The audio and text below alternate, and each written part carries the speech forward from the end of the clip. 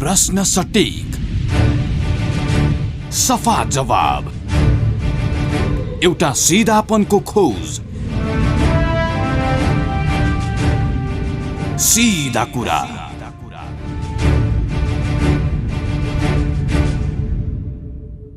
नमस्कार, कार्यक्रम सीधा कुरामा स्वागत छ। म कृष्ण तिमल Sinha. Capital FM 92.4 megahertz Kathmandu पूर्वी नेपालमा, रेडियो सारङ्गी 101.3 मेगाहर्ज मोरङ पश्चिम नेपालमा, रेडियो सारङ्गी 93.8 मेगाहर्ज पोखरा लगायत देशका विभिन्न एफएम स्टेसनबाट एकैसाथ प्रसारण भइरहेको कार्यक्रम सीधा कुरा तपाईँ www.cfmonia.com र www.radiosarangi.com बाट संसारभर एकैसाथ सुनिरहनु भएको छ। आज हामी चीनको सर्वोच्च आधिकारिक संस्था चिनिया राष्ट्रिय जनकङ्ग्रेसको बेइजिङमा चलिराखेको 70औं राष्ट्रिय सम्मेलनमा केन्द्रित रहेर संवाद गर्दैछौँ।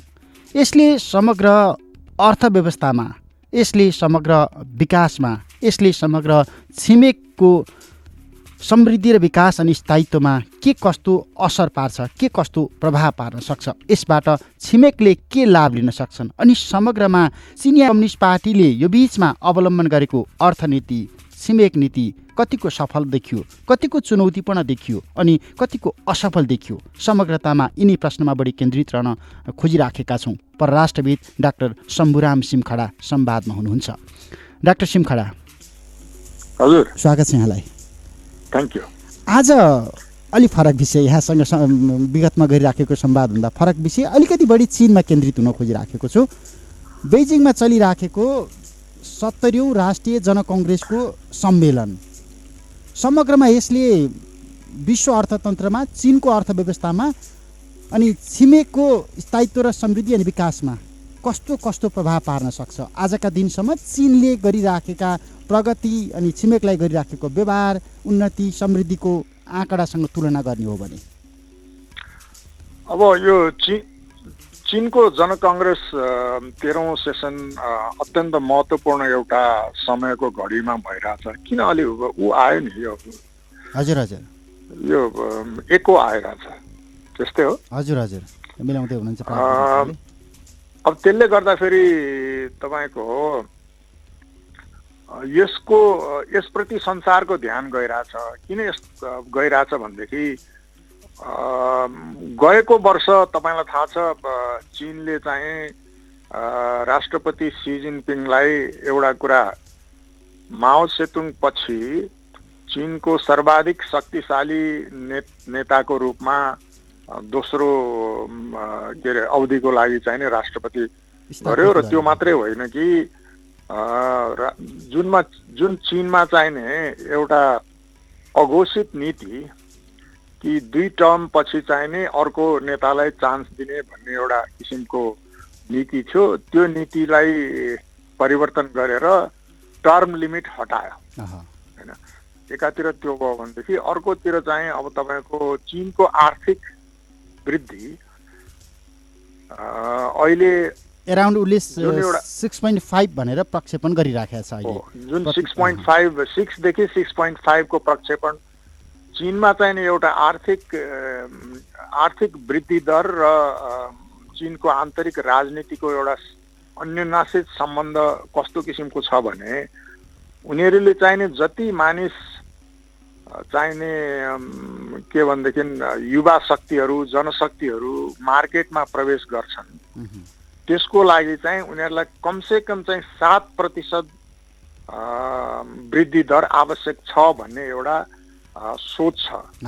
त्यसले गर्दाखेरि के हुन्छ भनेदेखि चीनको राजनीति र चीनको अर्थव्यवस्था कस्तो छ भनेदेखि एकातिर आर्थिक रूपमा चीन चाहिने एउटा अत्यन्त समृद्धशाली देश भएर गइरहेछ, तर त्यो समृद्धि कसरी आइरहेछ भनेदेखि चिनिया कम्युनिस्ट पार्टीको एकदमै चाहिने नेतृत्वमा त्यो प्रगति भइरहेछ। र त्यो प्रगतिको मेन माध्यम भनेको जति पनि नयाँ जनशक्ति बजारमा आउँछ त्यसलाई चाहिने 7% आर्थिक वृद्धि दरको आधारमा उनीहरूले त्यसलाई चाहिने एब्जर्भ गर्न सक्छन्, रोजगारी सृजना गर्छन् हो। अनि दोस्रो कुरा चाहिँ के हो भनेदेखि राजनीति कम्युनिस्ट पार्टी र कम्युनिस्ट लिडरसिपको हातमा छोडिदिनुहोस् र त्यो गर्दाखेरि चाहिँ नि चीनका जनताको जीवनस्तर क्रमिक रूपमा उठ्दै गएको छ, जनताबाट गरिबी हट्दै गएको छ, चीनले चाहिँ नि द्रुततर किसिमको आर्थिक विकास गर्दै गएको छ र त्यसले गर्दाखेरि यो दुईटाको सम्बन्ध यस्तो किसिमको छ भन्ने थियो। अब अहिले त्यो आर्थिक वृद्धि दर र खास गरेर चाहिँ नि अन्तर्राष्ट्रिय रूपमा पनि अमेरिकासँगको जुन किसिमको व्यापार प्रतिस्पर्धाको सम्बन्धमा खटपट आइरहेछ, त्यसले गर्दाखेरि कस्तो किसिमको असर पर्छ त भन्ने कुरा पनि, यी सबै कुराले गर्दाखेरि यो जनकङ्ग्रेस चाहिँ नि विशेष महत्त्वको छ। र त्यसले गर्दाखेरि हुन त अब जनकङ्ग्रेसलाई मान्छेले विभिन्न रूपमा हेर्छन्। एउटा चाहिँ नि चीनमा चाहिँ मूल रूपमा कतिले चाहिँ नि जनकङ्ग्रेसलाई एक किसिमको रबर स्ट्याम्पको रूपमा मात्रै पनि हेर्छन् होइन। के भनेदेखि कम्युनिस्ट पार्टीको जुन केन्द्रीय समिति छ त्यसले एकताली निर्णय गरिसकेपछि जनकाङ्ग्रेसले यसलाई चाहिँ समर्थन गर्छ भन्ने पनि छ।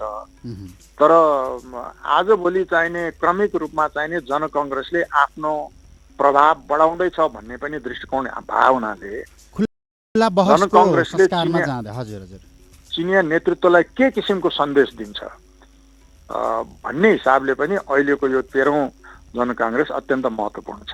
अब यसको प्रभाव विशेष गरी हामी जस्ता छिमेकी देशहरूबाट प्रभावको अथवा यस पछाडिका सकारात्मक अपेक्षाहरू चाहिँ गर्न सक्ने ठाउँहरू के हुन्छन्? एउटा त छिमेक समृद्ध भएन भने सबैभन्दा ठुलो कुरा के हो भने हामी चीनसँगको एकदमै भौगोलिक रूपमा पनि नजिकको छिमेकी, हाम्रो त 1400-1500 किलोमिटर बोर्डर नै छ र त्यसले गर्दाखेरि पहिलो कुरा हामीले आश गर्ने कुरा के हो भने चीनमा चाहिने चीनको समृद्धि उत्तरोत्तर बढ्दै जाओस् र त्यहाँ चाहिने कुनै किसिमको राजनीतिक अस्थिरता सिर्जना नहोस् र त्यसको आधारमा चाहिने चीन र नेपालको सम्बन्ध र चीन र दक्षिण एसियाको सम्बन्ध चाहिँ सुमधुर रहिरहोस् र चीनले गरेको प्रगतिको केही अंश चीनले चाहिने छिमेकीहरूलाई पनि एक किसिमको त्यसको प्रगतिमा सहयोग गरोस् भन्ने किसिमको वातावरण रहिरहोस् भन्ने एउटा कुरा हो। अब दोस्रो कुरा चाहिने के हुन्छ भनेदेखि यो दक्षिण एसिया खास गरेर तपाईँको हिजो युरोप थियो भनेदेखि अब नयाँ 21औं शताब्दीको रणनीतिक केन्द्रबिन्दुहरूमध्ये एउटा केन्द्रबिन्दु यो हिमालको दक्षिण भाग र खास गरेर नेपाल र दक्षिण एसिया पनि हुन आइरहेछ र त्यसले गर्दाखेरि त्यो परिवेशमा चाहिँ नि हामीले हाम्रा छिमेकीहरूसँग सबै छिमेकीहरूसँग सम्बन्ध र खास गरेर चीन जस्तो एउटा आर्थिक रूपमा महाशक्ति र अब क्रमिक रूपमा दोस्रो सबैभन्दा ठुलो शक्तिशाली देश विश्वको र भोलि गएर रणनीतिक रूपमै पनि अमेरिका र चीन दुईटा महाशक्ति राष्ट्रहरू हुने स्थिति देखिरहेको हुनाले चीनसँग चाहिने सम्बन्ध अत्यन्त सुमधुर सम्बन्ध राख्नुपर्ने। तर त्यसको साथसाथै हाम्रो तपाईँलाई थाहा छ दक्षिण एसियामा हाम्रो भूगोल भू राजनीतिक हिसाबले अत्यन्त जटिल तर अत्यन्त संवेदनशील छ। त्यो हिसाबले पनि तपाईँको यो जनकाङ्ग्रेसले कस्तो किसिमको निर्णय गर्छ त्यसले गर्दाखेरि छिमेक नीतिमा र के भनेदेखि चीनको अन्य नीतिमा पनि धेरै महत्त्वपूर्ण भूमिका खेल्छ भन्ने जस्तो मलाई लाग्छ। अर्को जस्तो अब अहिले पछिल्लो समयमा अमेरिकासँगको यो व्यापार द्वन्द्व प्रविधिसँग जोडिएको द्वन्द्वको पृष्ठभूमिमा यो जनकङ्ग्रेस बसिराखेको छ। त्यो सन्दर्भमा यसले गर्न सक्ने अथवा त्यो अहिलेसम्मको पृष्ठभूमिमा देखिँदाखेरि के गर्न सक्छ अथवा यस पछाडि अमेरिका चीन सम्बन्ध कुन रूपमा अगाडि बढ्न सक्छ भनेर के आकलन गर्न सक्छौँ हामीले? होइन, यसमा चाहिँ नि अब तपाईँको दुईटा दृष्टिकोण छ। एउटा त अब तपाईँले गएको हप्ताको टाइम म्यागजिन मात्रै पढ्नुभयो भनेदेखि उनीहरूको भनाइ, त्यहाँका लेखकको भनाइ के छ भनेदेखि अहिले यो व्यापार जुन सम्बन्धको चर्चा छ त्यो चाहिँ नि एउटा कडी मात्रै हो। चीन र अमेरिका चाहिँ नि एउटा अत्यन्त ठुलो स्पर्धाको प्रक्रियामा गइसकेका छन् र त्यसले गर्दाखेरि यो व्यापार सम्बन्धले खासै ठुलो फरक पर्दैन अब भन्ने एउटा दृष्टिकोण छ। भनेदेखि अब हामी जस्तो छिमेक नीति र खास गरेर मैले चाहिँ नि तपाईँलाई थाहा छ जब चाहिँ चीन र भारतको भुटानको डोक्लममा चाहिँ नि एक किसिमको तनाव सिर्जना भयो, त्यति बेला चाहिँ मैले एउटा पोस्ट डोक्लम रिफ्लेक्सन्स भन्ने एउटा आर्टिकल लेखेँ। मैले के भने भनेदेखि परम्परागत रूपमा ठुला शक्ति राष्ट्रहरूको उदय र त्यसको तल जाने क्रम मा चाहिँ जहिले पनि त्यो केसले निर्धारण गर्छ भनेदेखि द्वन्द्व र लडाइँका आधारमा कुनै राष्ट्र तल जाने, कुनै राष्ट्र माथि आउने एउटा संसारको इतिहास रहिआएको छ। तर यस्तो परिवेशमा चीन र भारत दुवै चाहिने उदयमान शक्तिहरूको हिसाबले भविष्यमा र खास गरी 21औं शताब्दी के भनेदेखि आणविक शस्त्रको शताब्दी ठुलो शक्ति राष्ट्रहरूको बीचमा बसेको नेपाल, भुटान भन्नुहोस् न, त्यस्तो स्थितिमा चाहिने चीन र भारत के परम्परागत परराष्ट्र नीति नै के भनेदेखि अंगीकार गर्न चाहन्छन् या नयाँ किसिमको एउटा चाहिने प्रतिस्पर्धा पनि गर्दै जाने, तर त्यसमा सहयोगात्मक रूपमा पनि गर्दै जाने र त्यो प्रतिस्पर्धालाई कमसेकम व्यवस्थापन गर्ने किसिमको नीति लिएर अगाडि बढ्छन् भन्ने मेरो दृष्टिकोण त्यहाँ रहिआएको थियो। र त्यसपछि चाहिँ तपाईँलाई थाहा छ कि त्यसको करिब 1 वर्षपछि वुहानमा जाने भारतका प्रधानमन्त्री नरेन्द्र मोदी र चीनका राष्ट्रपति सी जिनपिङको वुहान समिट भयो। र त्यो समिटमा सायद उहाँहरूले यिनै कुराहरूलाई चाहिने दृष्टिगत गर्नुभयो कि भारत र चीन यदि अबको समयमा चाहिने आफ्नो प्रगति र समृद्धिको मार्गमा अगाडि जाने हो भने हामीले चाहिने यो के भनेदेखि बोर्डरको कुरा छ, त्यस्तै गरेर अन्य क्षेत्रमा चाहिने जुन प्रतिस्पर्धाको कुरा छ त्यो प्रतिस्पर्धालाई चाहिँ व्यवस्थापित गर्दै जानुपर्छ र सहयोगात्मक एक किसिमको सम्बन्ध पनि स्थापना गर्दै जानुपर्छ भन्ने निर्णयमा उहाँहरू पुग्नुभयो हैन। अब हामी आशा राखौँ कि अमेरिका र चीनको बीचमा पनि त्यस्तै किसिमको एउटा समझदारी विकसित होला र चाहिने अब हामीले के भने शुभेच्छा राख्ने र हामी जस्तो मान्छेले चाहिने खास गरेर चीन र भारतको बीचमा भएको देश र त्यस्तै गरेर अमेरिकाको पनि अत्यन्त राम्रो एक किसिमको सँग सम्बन्धित भइरहेको देश।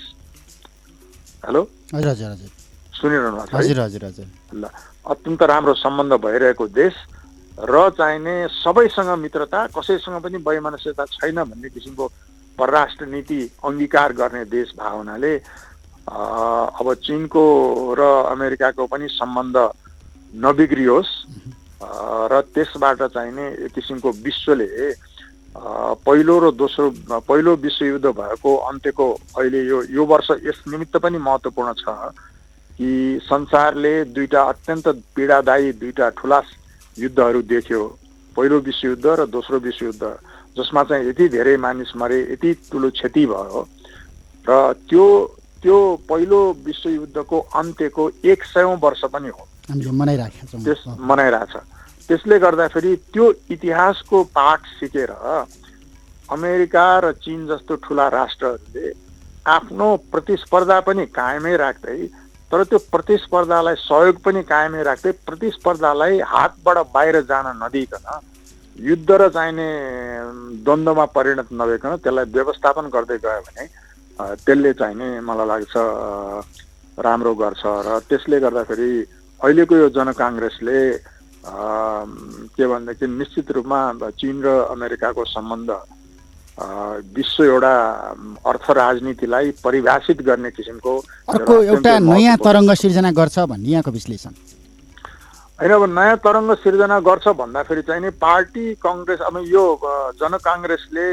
जनकाङ्ग्रेसको कम्पोजिसनै कस्तो छ भने एकातिर चाहिने तपाईँको त्यहाँ विभिन्न चीनका 23 प्रोभिन्सेसहरू, त्यस्तै गरेर उनीहरूको चाहिने यो अटोनोमस रिजन भन्छन् जस्तो टिबेटको, सिन्जियाङको, यी सबैको प्रतिनिधि र त्यस्तै गरेर चाहिने उनीहरूको 5वटा म्युनिसिपालिटी भन्छ त्यो म्युनिसिपालिटीको पनि प्रतिनिधि, त्यस्तै गरेर बाह्य हङकङ, मकाओ भयो, ताइवानको क्षेत्रको, यसरी गरेर सम्पूर्ण त्यहाँको चाहिने के भने प्रतिनिधित्व हुने संस्था भएको हुनाले एउटा चाहिँ त उनीहरूको आन्तरिक परिवेश र खास गरेर यो चीनमा चाहिने व्यापार, अमेरिकासँगको व्यापार र अब हुनसक्छ त्यस्तै आन्तरिक कारणले पनि जुन आर्थिक वृद्धिमा केही मन्दी जस्तो प्रक्रिया देखिया छ, त्यसलाई चाहिँ के भनेदेखि एड्रेस गर्ने किसिमको तपाईँको उनीहरूले अहिले यो जनकाङ्ग्रेसको मार्फत उनीहरूले कतिपय स्टेप्सहरू पनि चालिरहेछन् होइन। त्यो इकोनोमीलाई कसरी स्टिमुलेट गर्ने, त्यस्तै गरेर अब अर्को साल चाहिँ चीनमा चाहिने यो अति गरिबी के भन्छ निरपेक्ष गरिबीको रेखामुनि अझै पनि 15 त्यो तथ्याङ्क चाहिँ अब 1 करोडको पेरिफेरीमा झार्ने भन्ने एउटा प्रक्षेपण राजनीतिक 1 करोडको पेरिफेरीमा र गएको आगामी वर्ष चाहिँ त्यसलाई अन्त्य गर्ने भन्ने किसिमकै उनीहरूको लक्ष्य त्यहाँ के भने छलफल भइरहेछ। त्यस्तै गरेर चाहिने के भनेदेखि यो ट्याक्स घटाउने, त्यस्तै गरेर अहिले एउटा अत्यन्त महत्त्वपूर्ण विषय जुन अमेरिकाले पनि बारम्बार उठाउँदै आयो त्यो चाहिँ के भनेदेखि यो फरेन इन्भेस्टमेन्ट एक्ट भनेर त्यसमा पनि छलफल गर्ने उनीहरूको नीति छ।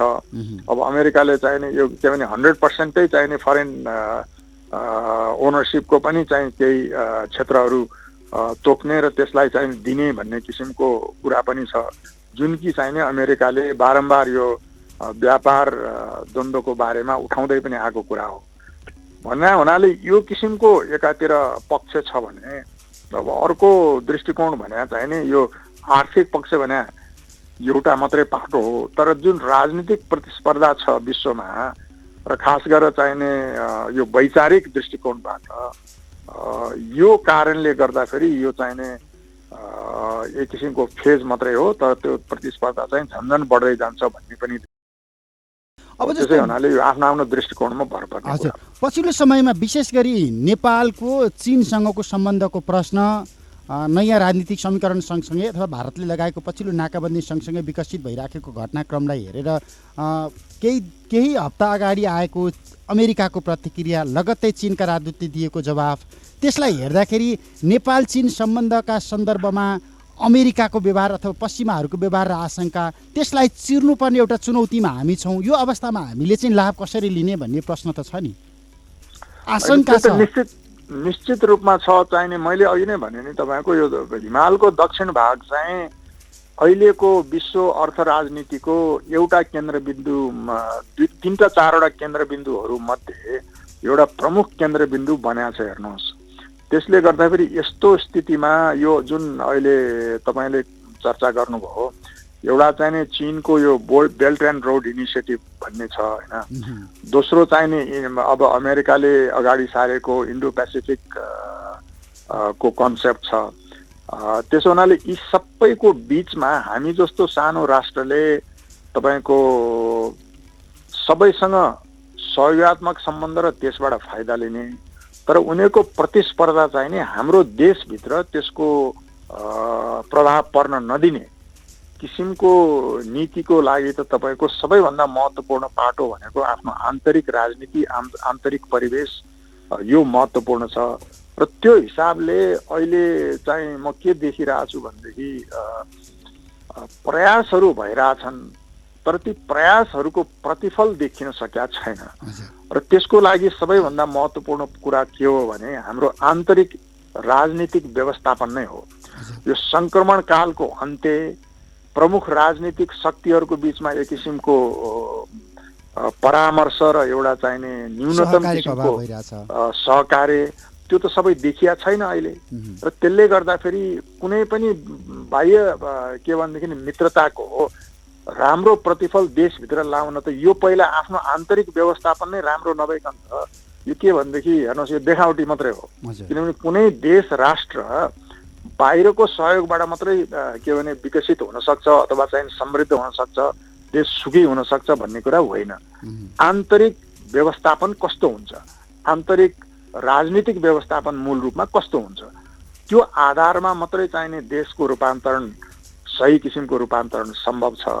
र त्यो हिसाबले गर्दाखेरि अझै पनि हामीले गर्नुपर्ने काम चाहिँ धेरै छ आन्तरिक रूपमा। अनि त्यसले मात्रै चीनले दिने सहयोग अथवा अमेरिकाले दिने सहयोग अथवा हाम्रो मित्र राष्ट्र भारतले दिने सहयोग, यो सबै सहयोगलाई सही रूपमा जनताको हित जनहितको लागि प्रयोग गर्नको लागि त पहिला आन्तरिक व्यवस्थापन सही हुनु पर्यो।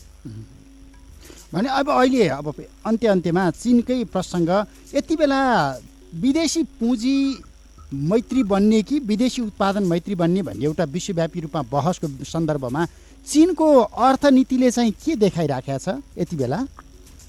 होइन, चीनको अर्थनीतिले अहिलेसम्म चाहिने चीनको सफलता भने के हो भनेदेखि हेर्नुहोस्, विदेशी पुँजी विदेशी प्रविधि सबै ल्याउने, तर त्यो कसरी आफ्नो राष्ट्रिय हित र राष्ट्रिय स्वार्थमा प्रयोग गर्ने भन्ने कुरा चाहिने अत्यन्त सफलताका रूपमा चीनले प्रयोग गरे हुनाले अहिलेसम्म चीन यस्तो समृद्ध बन्या छ।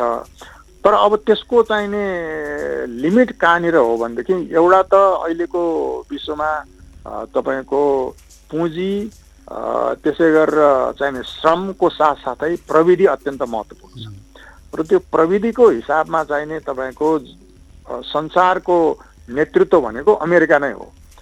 त्यसले गर्दाखेरि अमेरिकाको अहिले एक किसिमको यो व्यापार जुन सङ्घर्ष देखिया छ चीन र अमेरिकाको बिचमा, अहिले चीनले चाहिने त्यो प्रविधिको विषयमा पनि अब चाहिने कसैसँग लिनु नपर्ने, आफै चाहिँ त्यो गर्ने भनेर मेड इन चाइना 2025 भनेर चीन सरकारले प्रस्तुत गर्यो। त्यो भने मतलब चाहिने अब हामी कसैमा भर पर्दैनौँ, अब आफ्नै प्रविधिबाट चाहिँ हामी विकास गर्छौँ भन्ने चीनको एउटा दृढता हो। त्यसले गर्दाखेरि त के हुन्छ भनेदेखि त्यसले के गर्छ भनेदेखि अहिलेको विश्व नेतृत्व हो धेरै हदसम्म प्रविधिले निर्धारण गर्छ। अहिले आर्थिक रूपमा चीन एकदमै चाहिँ समृद्ध भएको छ। अब एक किसिमको पर्चेजिङ पावर प्यारिटीको हिसाबबाट हेर्ने हो त चीन पहिलो आर्थिक शक्ति भइसक्यो पनि भन्छन् मान्छे, होइन? तर जे होस्, चीन चाहिने दोस्रो सबैभन्दा महत्त्वपूर्ण शक्तिशाली महाशक्ति आर्थिक समृद्धिको उसमा छ।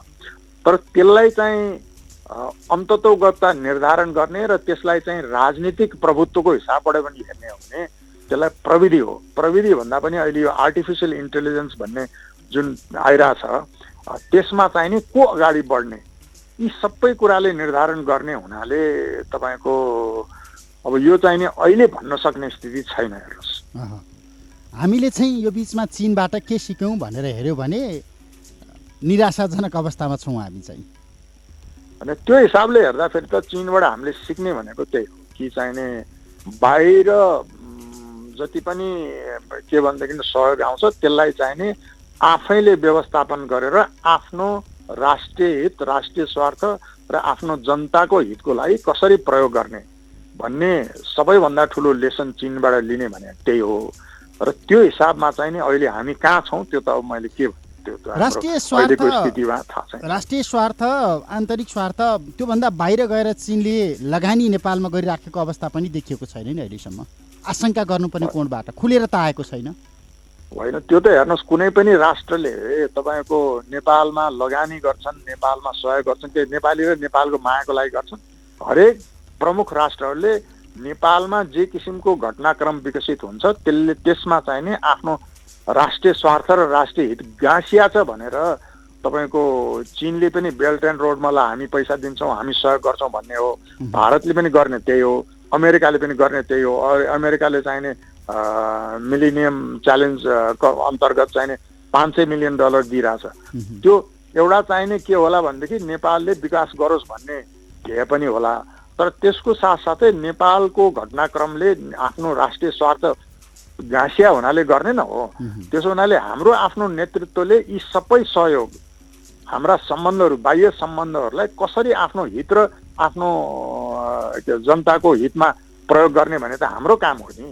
त्यसो हुनाले त्यो के भनेदेखि कसैले चाहिने तपाईँलाई नेपाली जनताको मायाले अथवा नेपाललाई ऊ भन्ने कुरा होइन कि त्यो पनि छ। तर त्योभन्दा महत्त्वपूर्ण उनीहरूको हरेक ठुला शक्ति राष्ट्रहरूले अघि नै मैले भने नि, किन नेपाल र खास गरेर दक्षिण एसिया र खास गरेर यो चाहिँ हिमालको दक्षिण भाग चाहिने विश्वको अर्थ राजनीतिको र सामरिक घटनाक्रमको एउटा महत्त्वपूर्ण केन्द्रबिन्दुका रूपमा विकसित भइसकेका हुनाले नेपाललाई चाहिने अमेरिकाले पनि सहयोग गर्छ, भारतले त झन् सहयोग गर्ने नै भयो, किनभने हाम्रो यो खुला सिमाना छ, यत्रो चाहिने हाम्रो सांस्कृतिक र आर्थिक सम्बन्ध छ। चीनले पनि त्यसै गरेर सहयोग गर्छ। त्यो किन गर्छ भनेदेखि त्यसबाट चाहिने उनीहरूको सँगको सम्बन्ध सुमधुर होस् र त्यसले गर्दाखेरि उनीहरूको राष्ट्रिय हित र राष्ट्रिय स्वार्थ पनि परिपूर्ति होस् र नेपाललाई पनि सहयोग हुन्छ भन्ने कारणले गर्ने न हो। हुन्छ, समय र संवादका लागि धन्यवाद। हस्, धन्यवाद। डाक्टर शम्भुराम सिमखडा, परराष्ट्रविद। विशेष गरी बेइजिङमा जारी चीनको सर्वोच्च आधिकारिक संस्था चिनिया राष्ट्रिय जनकङ्ग्रेसको 70औं राष्ट्रिय सम्मेलन, यसले समग्र अर्थव्यवस्थामा, यसले समग्र छिमेक नीतिमा, यसले समग्र विकासमा पार्ने आन्तरिक एवं बाह्य प्रभाव कस्तो हुनसक्छ, चीन यति बेला विश्व अर्थतन्त्रको इन्जिन बनिराखेको अवस्था अनि चीनको जनशक्ति मानव संसाधनका हिसाबले सफ्टवेयरका रूपमा विश्वव्यापी रूपमा स्थापित भइरहेको अवस्थामा अहिले चीनको अर्थतन्त्रमा केही नकारात्मक सूचकहरू देखिएका छन् भन्दै गर्दा अहिले चीनले कुल राष्ट्र उत्पादन औसत 7% को हाराहारीमा हुने सहरमा एकैसाथ 1 करोड 10 लाख भन्दा बढी थप रोजगारी सिर्जना गर्ने, मूल्य वृद्धिलाई 3% सीमित राख्ने अनि ग्रामीण गरिबी यो वर्ष 1 करोड भन्दा तल झार्ने एउटा प्रक्षेपण गरेको छ र यी सबै सूचाङ्कलाई परिपूर्ति गर्नका लागि चीनको यो बेइजिङमा जारी राष्ट्रिय जनकङ्ग्रेसको सम्मेलन सफल हुन्छ कि असफल हुन्छ, यसका अघिल्तिरका चुनौतीहरू के कस्ता छन् र समग्रमा यसबाट छिमेकले कसरी लाभ लिन सक्छन्, छिमेकलाई कस्तो प्रभाव पर्न सक्छ अनि समग्रमा विश्व अर्थतन्त्रमा, विश्व कूटनीतिमा, विश्व प्रविधिमा कस्तो प्रभाव पर्न सक्छ भन्ने विषयमा बढी जोडिएर संवाद गऱ्यौँ। समय अनि संवादका लागि डाक्टर शम्भुराम सिमखडालाई फेरि पनि धन्यवाद दिन्छु। प्राविधिक मित्र नवराज जेमका साथमा कृष्ण तिमल सिन्हा। सिधा कुराबाट बिदा हुन्छु। नमस्ते।